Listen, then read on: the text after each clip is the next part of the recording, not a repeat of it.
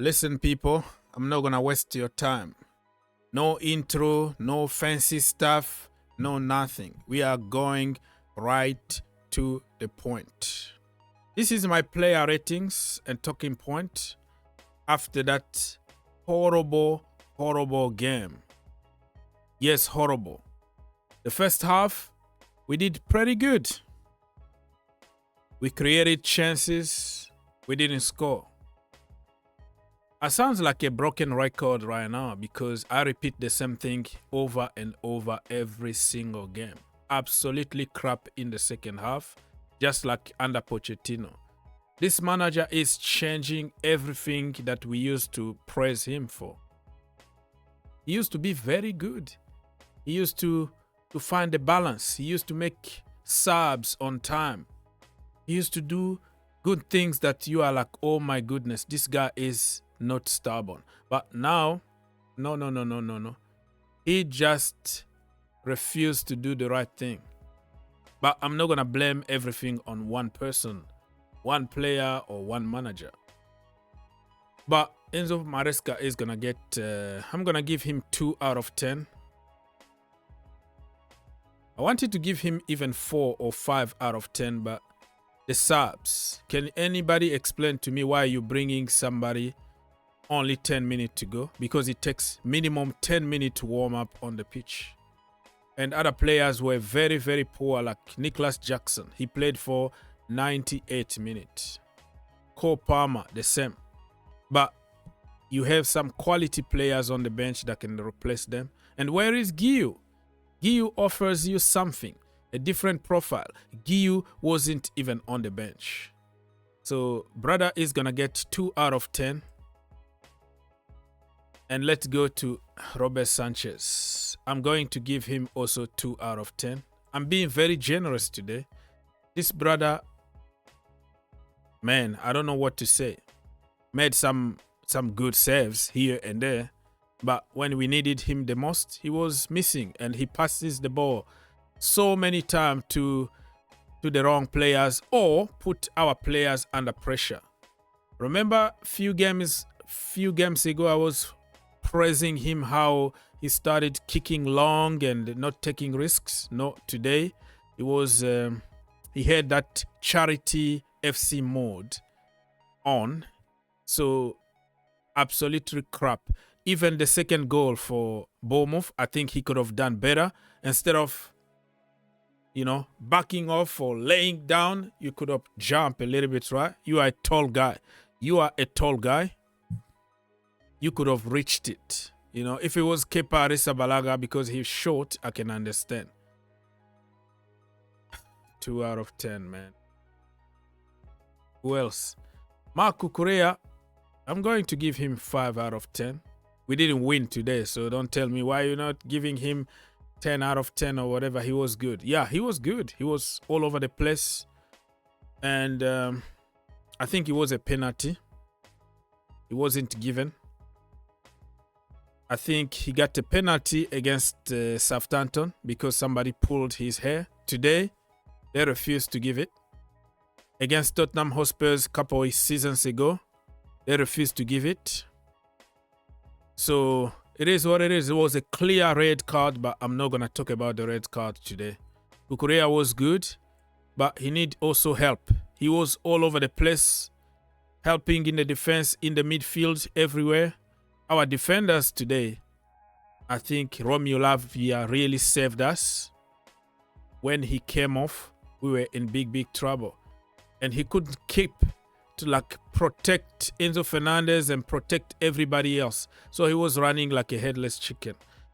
5 out of 10. Let's go from Romeo Lavia. Yeah, before he came off, he was pretty good. He lost the ball a few times though. Yeah. But you have to understand somebody who is coming back from an injury. Problems, situations like this will happen. I'm going to give him 5 out of 10. Moises Caicedo today played out of position. He was also tired, you can tell. Played out of positions. Gave away a penalty. I'm going to give him 3 out of 10 for that. From the wrong side, really. That was a clear penalty. you have to be sure that you're gonna get the ball in the box. I think we had more than enough time to recover that ball without conceding, but he took a big risk, and it didn't work out for him or for us. And also remember, he played out of position, and we had Malo Gusto and we had Reece James on the bench instead of playing them as fullbacks. So 3 out of 10 for my brother Moy.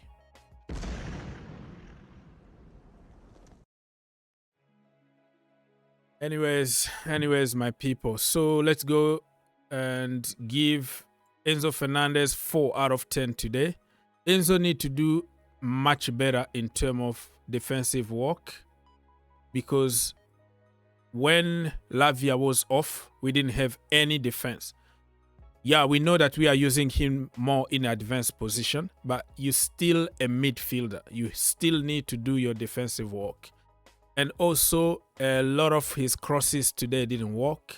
A lot of his corner kicks, like hitting the first man or going too low when, like, you know, tall people in the box are waiting. But yeah, he wasn't the worst, but he needs really to improve. And what I don't like is, like, you don't have the right to criticize Enzo Fernandez because he's untouchable. Everything he does is perfect. If we lose a game, you have to blame somebody else, not Enzo. It's somebody's fault. If we win a game, it's Enzo Fernandez masterclass. That's the way it is. Reece James, my captain, he's going to get 6 out of 10. I'm going to give him 7. He came on. He's coming from an injury, scored a wonder goal, you know, a free kick. So 7 out of 10 overall. Good performance. I just want to see him on the pitch to get more minutes. Tosin Adarabiayo came in the second. I'm going to give him, yeah, he wasn't worse. I'm going to give him 5 out of 10. He replaced Josh Anchapong. 5 out of 10. Josh, I'm going to give him 4 out of 10. I don't blame him for the goal, though, because it was so powerful shot. He shot it almost first time, and the timing was a little delayed, like, you know, half of a second or something. But you also expect your goalkeeper to have a world-class save. Out of the blue, you make a save. 4 out of 10 for Josh, because as a team, we were poor. We couldn't defend. Joao Felix came in the second half. I'm going to give him 6 out of 10. I don't blame him. I think we could have brought him earlier and he was going to create a difference. So it's even unfair for me to rate him, because 10 minutes, no, man. Pedro Neto also is going to get, Pedro is going to get 5 out of 10. I didn't see much, but 10 minutes, what do you expect him to do? Levi Colwell, 5 out of 10. He was solid. I was afraid that probably he was injured at some point, but he was good. I think I'm praying that it's not going to be bad, because if we lose somebody like Colwell, we're going to be in big trouble. We don't have anybody else, you know. Disasi apparently is leaving. And we have Renato Vega is leaving. And the manager also don't trust them. So if we lose somebody like him, we're going to be in big trouble. 5 out of 10. Jadon Sancho, 6 out of 10. He had some very good moments, very good dribbles here and there. But as always, we just refuse to shoot the ball. We want to pass instead of sometimes you have to shoot it. 6 out of 10. Nicholas Jackson, my brother, I'm going to give him 1 out of 10 because he was there. The one that I'm giving him because of the assist, amazing assist, defensively solid. He can dribble. He was, oh man, overall game, amazing. But when it comes to one-on-one, how many chances he missed? Probably 3 clear, easy chances. He can't head the ball properly. He can't shoot properly. Always shoot to the moon or off target. He hit the post at some point. I think it's going to be very unfair for me to just give him 1 out of 10, though. I'm going to give him 3. He was poor in terms of finishing, but in terms of overall game, It was very, very good. So, yeah, 3 out of 10. Cole Palmer, I'm going to give him... Well, let me give him 6 because he scored a very good goal.